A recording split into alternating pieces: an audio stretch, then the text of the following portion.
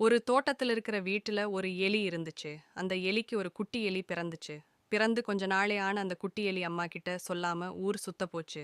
அந்த எலி அதுவரைக்கும் மத்த மிருகங்களையோ வெளி உலகத்தையோ பார்த்தது இல்லை. அப்படி ஊர் சுத்த போன குட்டி எலி சாயந்தரம் திரும்பி வந்துச்சு.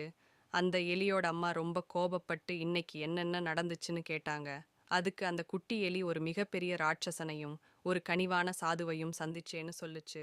அந்த எலி தொடர்ந்து சொல்லுச்சு, நான் வெளியில போனதும் அவங்க 2 பேரும் நின்னுகிட்டு இருந்தாங்க.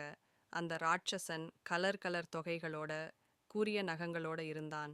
கொக்கரக்கோ கொக்கரக்கோன்னு பயங்கரமா கூவிக்கிட்டே இருந்தான். பக்கத்துல அந்த சாது இருந்தாரு.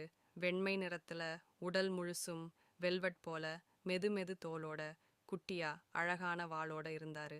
நான் அவர்கிட்ட போய் நட்பு வச்சுக்கிடலாம்னு கிட்ட போனேன். அப்ப அந்த ராட்சசன் வந்து கொக்கரக்கோன்னு கூவி எல்லாத்தையும் கெடுத்துட்டான். நான் பயந்து போய் இங்க ஓடி வந்துட்டேன்னு சொல்லுச்சு.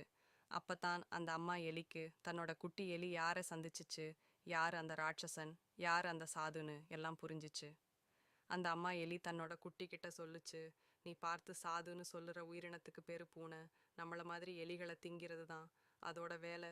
அதோட தோற்றத்தை வச்சு அது சாதுன்னு நம்புறது தப்பு. அதே நேரத்துல அந்த பூனை உன்னை திங்க விடாம செய்ய கொக்கரக்கோன்னு கத்தி உன்னை காப்பாத்தின உயிரினம் பேரு சேவல்.